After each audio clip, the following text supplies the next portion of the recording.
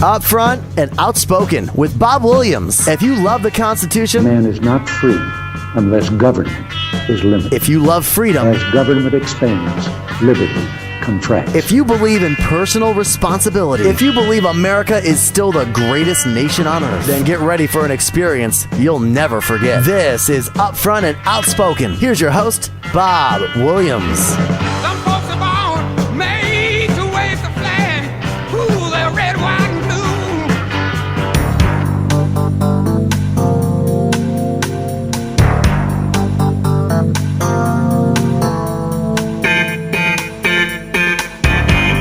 And welcome back. This is Upfront Outspoken. Of course, I'm your host, Bob Williams, with you here on this TGIF. That's right. Thank God it's Friday. With me, of course, I have Fred Brauer of the Fred Brauer Report and Jonathan Wolfman of Passionate Justice. Good morning, gentlemen. Welcome back to the show. Good morning. Well, good morning to everybody from really rather cold Washington, D.C. Ditto that. Yeah, we're supposed to warm up a little bit here someday. We don't know when. Right now, we've got a lot of mud, and I mean, it's just crazy out there. They can't even bring us our building until this thing dries out. It's crazy. We're looking at a foot of snow outside this window. Yeah, we are. Oh yeah. My God! You guys can keep it over there. I don't want it. But anyhow, the reason I got you guys back and as a pair is we were together a few days ago, right after the Netanyahu speech. I believe that was Wednesday. Tuesday was a speech. Wednesday we got together, and we were talking about it, and it got pretty intense. And I did receive a few emails from people. One of them asked specifically, why, Fred, you brought up that you want to go in there and just literally bomb the living dickens out of these guys. And one of my listeners asked right out, why would you want to do that and not start at the bargaining table? Because it's not that I want to go in there and bomb them. I think the only thing that Iran is going to respect is a show of force. They're never going to. They've been at this bargaining table has been going on for like 20 years now. Okay, to try and stop them from enriching uranium. This is not a new concept. This has been going on for a long time. And they went from a few hundred centrifuges to thousands of them. I mean, the nuclear program has only expanded. So clearly, the bargaining table does not work. Now, do I want to declare all-out war on Iran and send every last thing we have? No, but a viable, real show of force in that region, I think, is necessary for Iran to take us seriously. If that answers the question. Okay, the one question that came up for Jonathan is, and I'm going to put it, pretty much exactly the way the letter is. Why are you such a dove regarding Iran? Oh, well, I think, Bob, you characterized me as a dove the other day. I certainly don't characterize me as a dove. And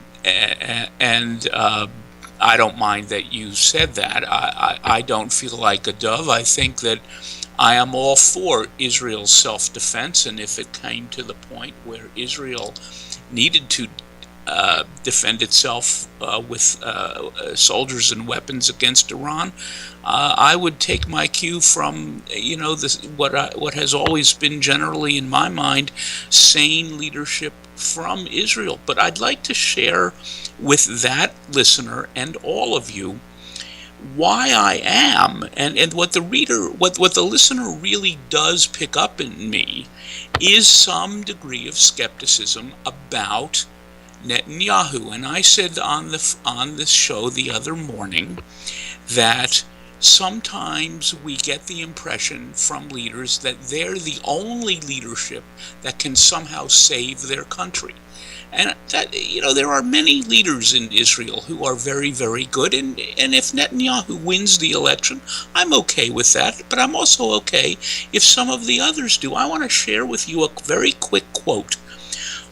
In 2002, when we were considering going into Iraq, Netanyahu was invited by the Republican Congress not to give a speech, but to testify. He was between his terms as Israeli prime minister. He had been prime minister, he was not prime minister then, and yet now he is again. Okay, fine.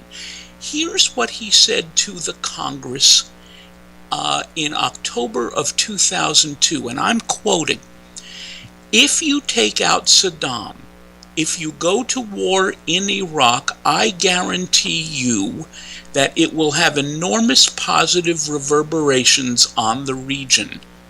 And I would just ask the listener who wonders if I'm a dove to maybe take a step back and ask yourself, how much should we be putting all our eggs in that kind of advice?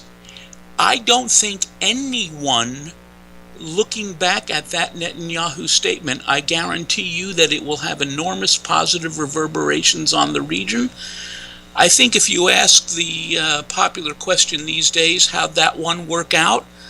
Not really very well. Well, I agree that there were a lot of fallacies in that, and even the United States said right out their biggest mistake was pulling out of there because of ISIS. And had we stayed there with the contingency that was, I do not believe that we would have ever heard of ISIS. So in some respects, had we followed through, and I don't know how Fred is going to feel about this, I'm going to get his opinion, but had we stayed there, then I honestly believe that what Netanyahu said back in 2002 would have prevailed. But we pulled out. We gave the country totally back to the Iraqis, who we have seen time and time again when it came to early conflicts with ISIS. They literally dropped arms and ran. Then the question becomes, should we have been in Iraq in the first place? And remember, Afghanistan's a different question. Al-Qaeda, the people who went after us and who should have been punished and killed, and Osama bin Laden was punished and killed, they were with the Taliban in Afghanistan. Saddam did not have any weapons of mass destruction. We went in there on a sea of lies, and Netanyahu was plain wrong about Iraq. He was simply plain wrong. Now, Fred, what do you think? Well, that depends on what you're considering weapons of mass destruction. All right. What we were told, Fred, is that the weapons of mass destruction included that Saddam was quickly garnering nuclear weapons. There was no evidence for that at all, and that's all been debunked. Okay, but he did have stockpiles and stockpiles of chemical weapons that he had used and killed thousands and thousands of people with. Sure, which were no threat to us. No, but not that's a threat to... But not at the, I hate to interject here, but granted, he used those weapons, and they are, when you use a gas weapon, or chemical or biological weapon, it is indeed a weapon of mass destruction. There's no doubt about it. Now, the question comes up is, could he have had that capability to use those weapons against our own military, even though we were there? Is it a possibility he could have used them? I think it's very highly probable he could have used them, but he didn't. For whatever reason, they were not used. And Jonathan, I hate to discredit your comment regarding there were no weapons of mass destruction, when in fact there have been several CIA reports, there have been several other reports, and from other private news sources that were in there No, Bob, that said that there were. I'm not disagreeing with the chemical weapons. We knew that.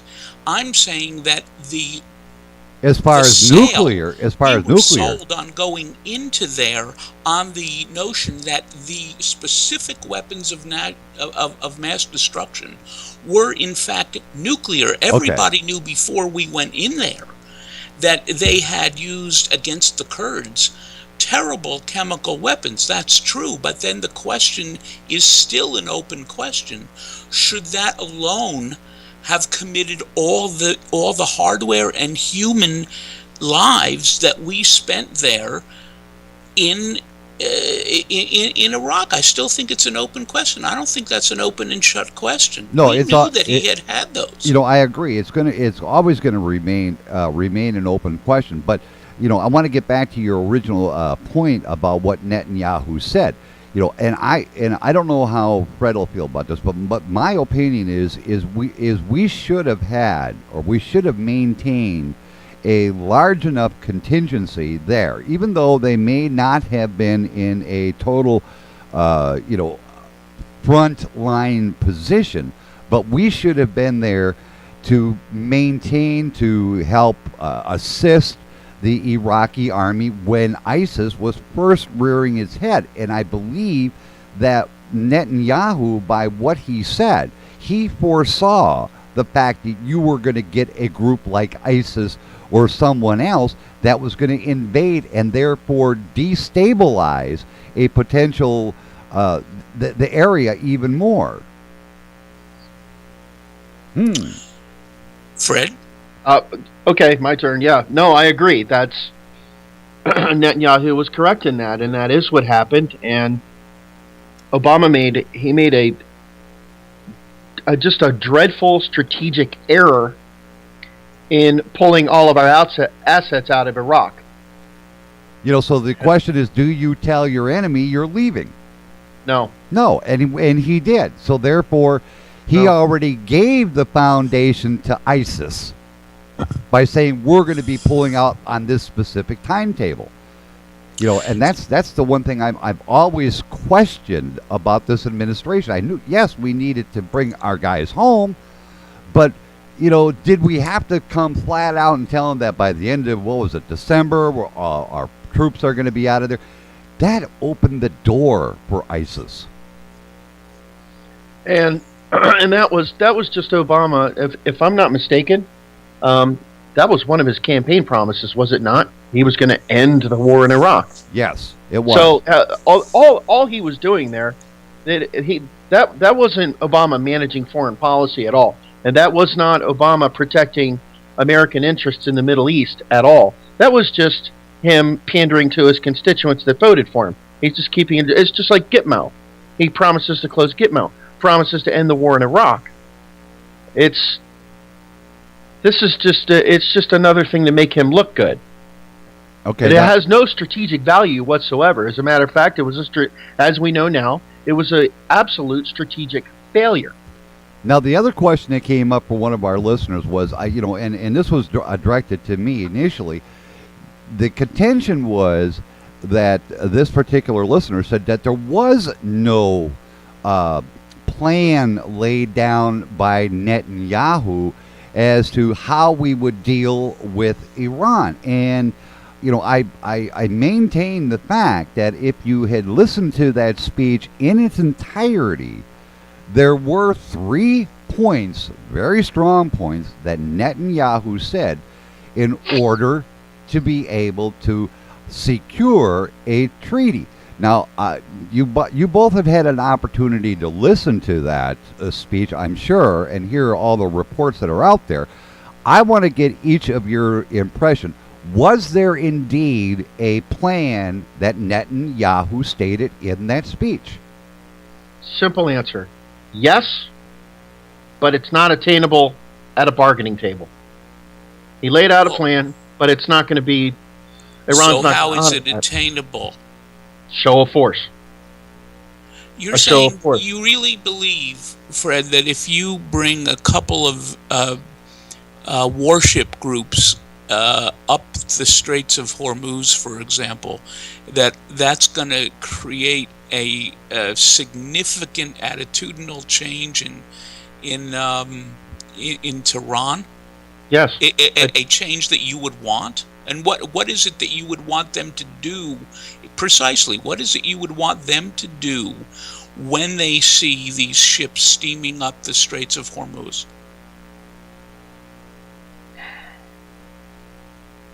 That's a good question. Yeah, it has got me on that one, but it's... Well, I'm not trying to play get you. You know that. We're colleagues. No, I know. We're all three colleagues. But the question is, what is it? I guess what I'm really asking all of us, and I'm asking our listeners too, what is it we want of Iran? Do we want it wiped out? We can do that. Israel and the United States combined could probably turn Tehran into a bowling alley. The comments. In a matter of days. Yeah, the comments. We can do that, but what do we really want? Yeah, the common sentiment is if we really wanted to, we could turn it into a parking lot. Sure. It's that simple. No question. Israel can probably do it by themselves. Yeah, probably. But the thing is Freddie, I have to say, yes, there were the three. There was a plan from Netanyahu, and it seems that nobody except us, us guys, have pointed this out. But by pointing it out, we started a conversation. So, Jonathan, I want to bring it back to you. Mm-hmm. In hearing that speech, did you also or did you not hear of Netanyahu's plan? I think that I guess the only quibble I have with you on this, Bob, and it's minor, is that I'm not so sure it was articulated well enough for me to want to call it a plan. But yes, I did hear him say, you want to go well past 10 years. You want the centrifuges to be reduced further than what he believes and is saying is on the table in negotiations now.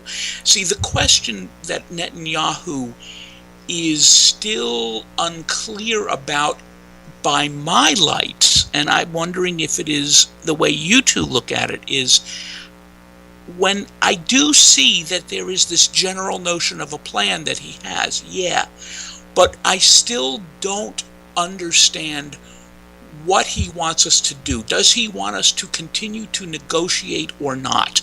The thing is what do you guys think? Well, myself, personally, I think there is room for negotiation, but the thing is we've heard out of Tehran already that they're going back to the bargaining table. They think that there's going to be some kind of a treaty coming up here very soon.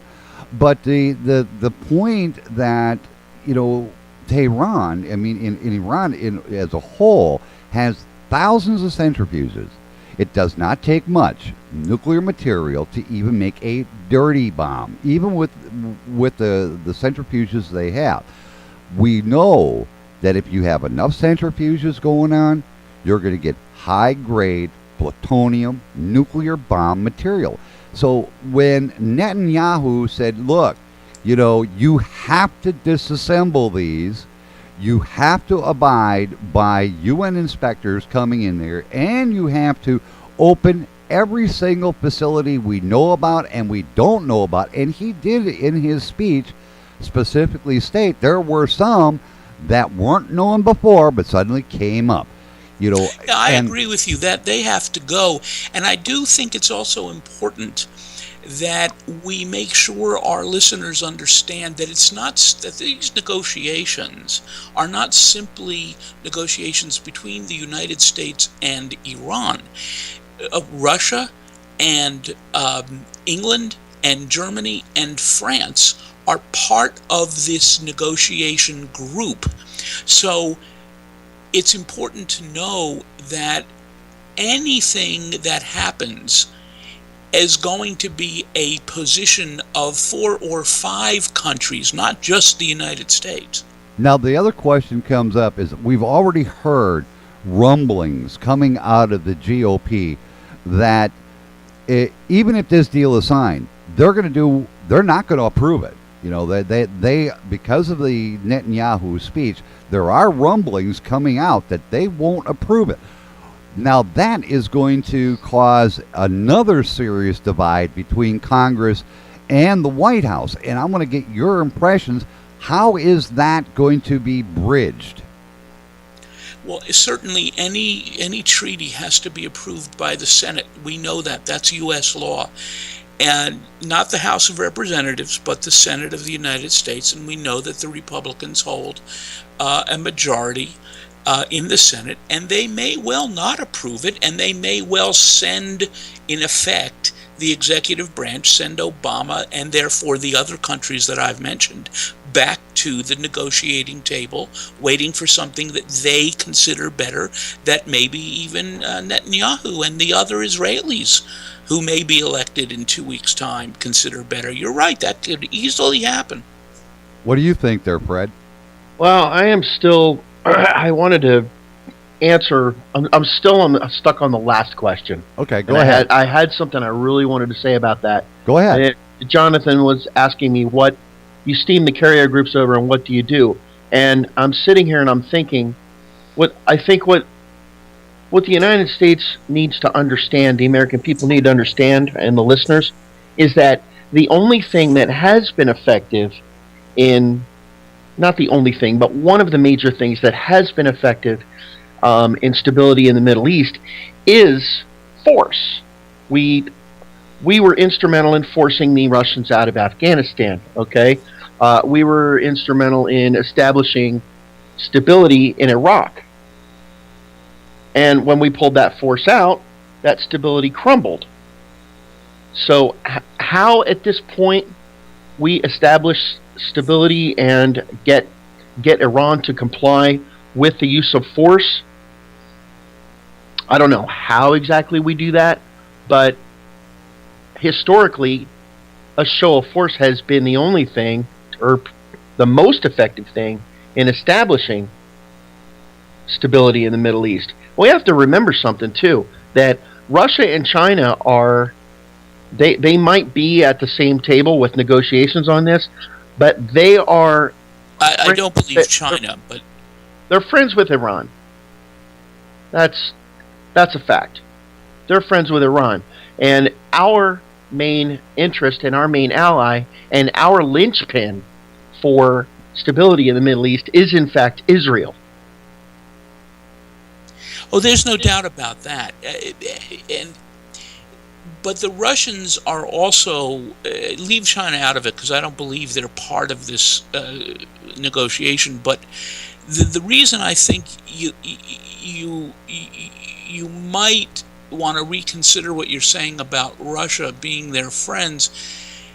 First of all, it was the Mujahideen that got the Russians out of Afghanistan, not the United States. No, Jonathan. Jonathan, I have to disagree there. Secondly, we supplied the Mujahideen with Yes, weaponry. We're the ones that supplied them with it, and we so did to some extent. That's right. And to some extent. yeah, so but then you could also, if that's if it's as true as you're saying, then you in fact are saying that the Bush 1 administration helped create Al-Qaeda. I mean, let's look, when you do these things, you don't always see what's going to happen right around the corner. Correct. But my point is that the reason the Russians would be more than wary about Iran is because Russia doesn't like the Muslim separatists in Chechnya, and they know that the Iranians do. The Russians aren't hand glove with the terrorism that has gone on in Russia, in southern Russia, is Muslim terrorism. And they know that it's been supplied and encouraged by Iran. They're not as close with Iran as some people here think. The other question that came up to me too, from one of our listeners, is in the speech that Netanyahu addressed was the fact of jihad, and it is just a matter of finding out who is going to control the area. And when Netanyahu mentioned about the fact that of Iran taking, going into country after country after country, it's in their constitution to, annihilate the Israelis completely. And then you have ISIS, who is on the extreme end of the Muslim, and they also have the jihad. And he brought it up. Both of them are just trying to fight for who is going to be king of the area. So the question comes up is, what do we do? Do we, what's going to be the lesser of two evils, and how do we deal with that lesser two evils? Because Iran, they want to be a nuclear state. ISIS wants to behead people. So where do you go? Boy, I think it would be great if we could somehow arrange for ISIS to fight Iran. That would be terrific. And for us to take 15 steps back, but we'd always have our satellites, we'd always have our ships, and watch while they destroy one another. I'd be very pleased with that. I don't think that's going to happen anytime soon, though. But no, that sure sounds nice, though. It does sound nice to have the two battling each other for control, and then we just go in and take out the one that's remaining. I mean, as simple as that. But seriously, though, guys, what do we do? I mean, you've got ISIS who burns, beheads. They're following jihad to the letter. You have Iran, who is a Muslim nation, who is intent on jihad, annihilation of Israel, annihilation of infidels. How do you deal with these two volatile sects and still maintain some stability in the area? I think you support Israel to the best degree you can. One of the reasons that I get exercised sometimes about people on the far left saying, and Bob, I go after on my show, I go after the far left as much as I go after the right, or at least almost as much. And one of the things that has always stuck in my craw about the far left is, why do we give money to Israel? Why do we support Israel? Oh, those poor Palestinians. And I'm sure Fred knows what I'm about to say is true, and I bet you do too, Bob, but our listeners need to know this. Even before Israel was a state, their security services were the eyes and ears of the United States government, right after the Second World War, in the Near East, in North Africa, in Central Asia. Any bit of what we do for the Israeli military and technological prowess that we can use against extremist Muslim terrorists is not only money well spent now, but people need to understand, and I think, Fred, you'll sign on to this, that for 3 generations now almost, it's been Israel, and almost Israel alone, that's been able to infiltrate groups and get info that Britain and the United States, and to a lesser degree France, has been able to use in order to keep up our positions in the world. It's Israel that's done that. Yes. I think what Americans would like to see, and in a perfect world, this is what I would like to see, honestly, because we already know the United States is the majority of the American people are fed up with trillions of dollars and American lives going to the Middle East. And I really think at this point what the United States should do is arm Israel so heavily, so overwhelmingly heavily, and call it a day until cars run on hydrogen. That's so interesting, because here is where, I'm not unhappy with being noted as a progressive, and I know that Fred's not unhappy being noted as a conservative, and I think it would be agreed that he and I are both American patriots. But what he just said, I would sign on to 110%. The thing is these, and I have to agree with many of the polls that are out there that are saying that the relationship between the United States and Israel is indeed strained by this administration. Now, I want to get your guys' impression as to how do you feel about those polls, and if in fact our relations with Israel is being strained to, even though Netanyahu says we still got a very strong relationship, is there an underlying current that it's not as rosy as even Netanyahu wants us to believe? I think it's media hype. I don't agree at all. I think that's media manipulation and poll manipulation, and if you could put the question directly to the American people without having the media intervene, I think you're going to get at the very least a 65 or 70% response from the American people that they support Israel.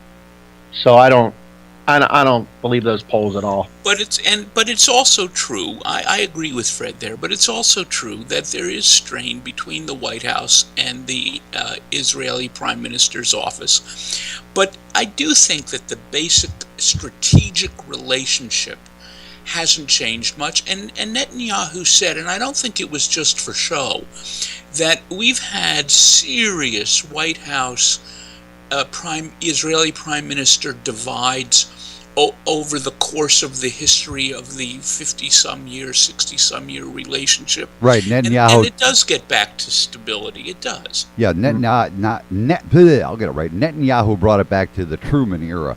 But, I agree that, we, are not being told everything. Number one, we know this. There's things that are going on over in the Middle East that we don't know about.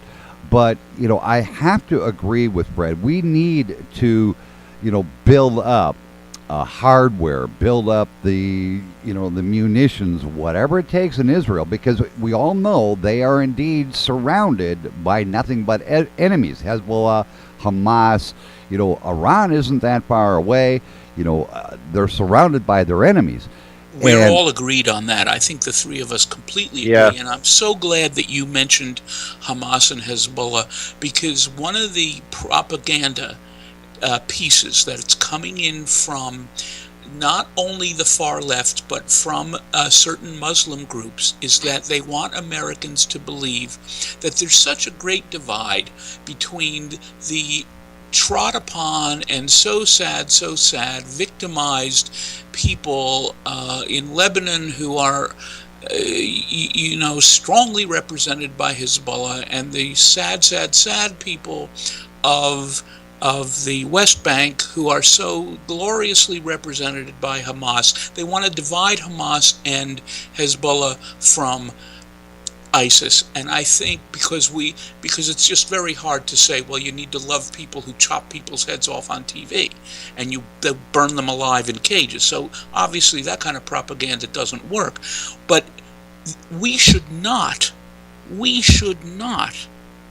and here's where I actually agree with IQ al-Razuli, we should not separate ISIS, Hezbollah, Hamas. They are of the same cloth.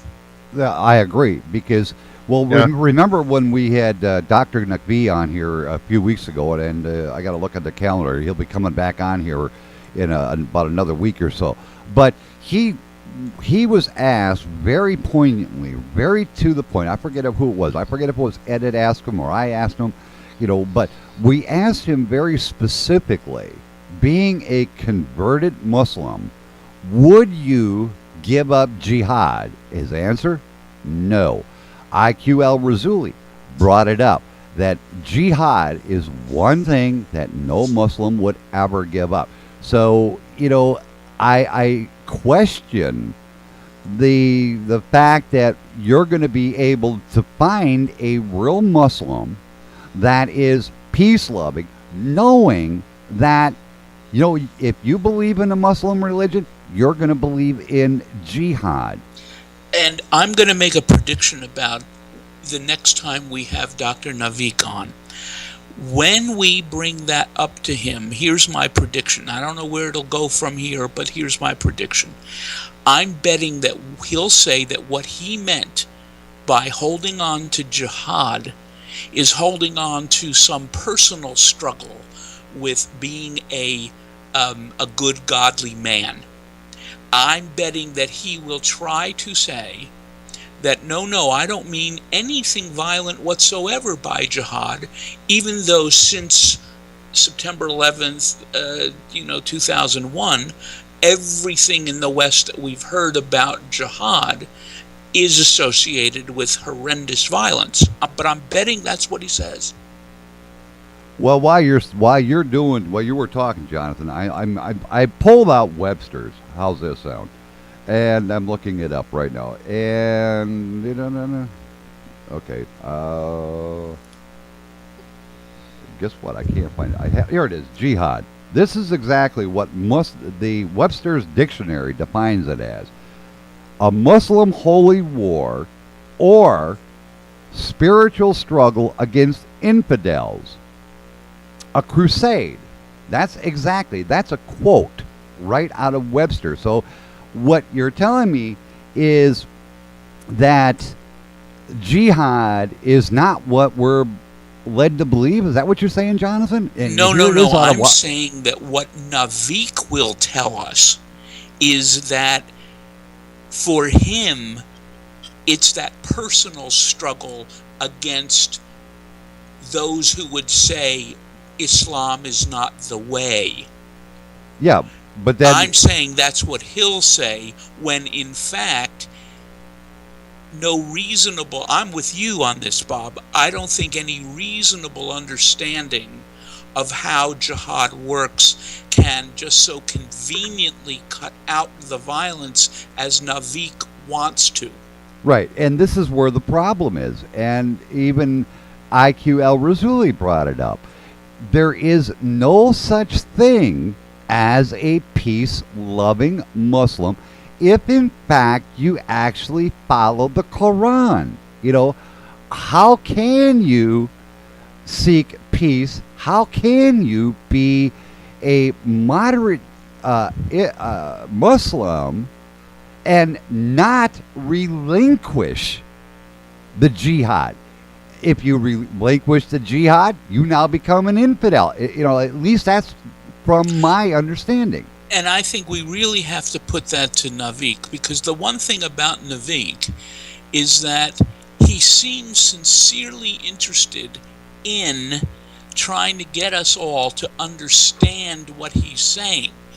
So I don't think he's trying to get on the radio to say, I can pull one over on these Christian boys, on these Jewish boys, on this audience. I don't think that he's saying that. I think he is really trying to get us to understand him, and I think we really need to go after that one pretty hard with him. Which brings us back to what Netanyahu said when he said you have two groups, ISIS, Iran, both believing in the Quran, both following the Quran, although they are using different tactics. We got to admit that they're using different tactics, but they both believe in the same book. They both believe in jihad, and Israel is kind of caught between who do you wipe out first? Well, in terms of who would be... Oh, go ahead, Fred. No, I thought it was perfect when he said the enemy of your enemy is your enemy. Right. That's it. Oh, that is, yeah, in this case, that's absolutely correct. I tend to look at things in a more simplistic point of view. I mean, if you have... What Dr. Al-Razuli said, there's 1.6 billion Muslims. Well, if they could have eradicated radical Islam, they would have already done so. Don't you think? I would. If they really wanted to eradicate radical Islam, it would have been done. We eradicated things here in the United States, and we did it quickly. I mean, we've only been here for 200 and some years. But here's my question then. All right, if you eradicate the ongoing strife in the Middle East, and mind you, you're still got millions, if not a billion, Muslims outside of the Middle East. Now, every single one, and I have brought this up to clerics here in Arkansas, Oklahoma, sent emails out to them, say, would you renounce jihad? They all said no. I never got an answer back. Oh, so that tells me, no one can actually come on air or will come on air and say, yes, I am Muslim, but I renounce jihad, because if they are a firm believer in the Muslim faith, they can't renounce that. So therefore, do we not have potential terror cells in these mosques because they believe in jihad and they won't renounce it? Oh, well, needless to say, that's true, that there have to be, just by the sheer number, I'm sure Fred will agree, that just given the sheer number of Islamic organizations, religious and civic, in the United States, there have to be the potential, if not the fact, of cells, of course. Brad, your opinion? Well, I'm thinking about this gentleman I've been speaking to in Detroit, and he's on the ground there. I've spoken to him several times over the past couple weeks, and another concern is the radicalization of American citizens. In what respect? In converting to Islam. So, and doing it, and according to my friend here in Detroit, it's for the purpose of power and violence, and that's what they're attracted to.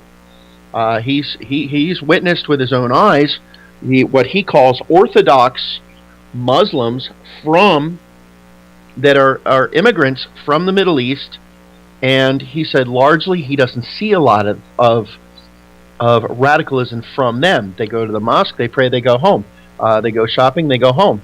He doesn't see, they never say a word, and they're very quiet. He said, but the largely young African-American men that he is witnessing himself in Detroit, specifically Dearborn, Michigan also, they are attracted to it for the gang mentality, for the violent nature of Islam.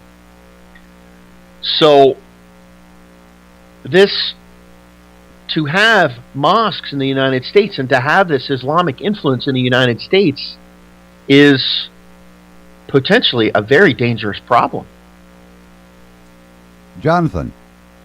Well, I don't know what the strength of that is. I know Dearborn has is known as the largest concentration of Muslim Americans in the United States. I don't know how it happened to. I don't know what that history is. I don't know how Dearborn became that. Whether it's people moving from overseas, my guess is it's largely Americans who converted. Is that your sense, Fred? Yes. Well, that's his sense. Yeah. Yeah, that it's Americans who converted. It's.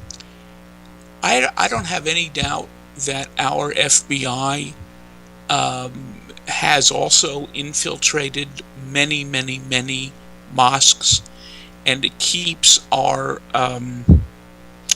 people not only throughout the FBI but in counterintelligence as aware as possible of cells. I think we have generally been, as a government, both under Bush and Obama, we have a pretty good track record of keeping potential violent situations at bay. I think both presidencies did that. Despite 9/11, it did come on Mr. Bush's watch, and yet it's. I don't blame Mr. Bush for that. I mean, that was clearly in the works. I mean, obviously some balls were dropped, but balls are dropped by every president. But it is something we have to be looking at, and I think my impression is that we do a fairly good job. You know, the thing is if I was the Prime Minister of Israel, or even the President of the United States, I'd be going through many sleepless nights knowing that for Israel, we got enemies around us.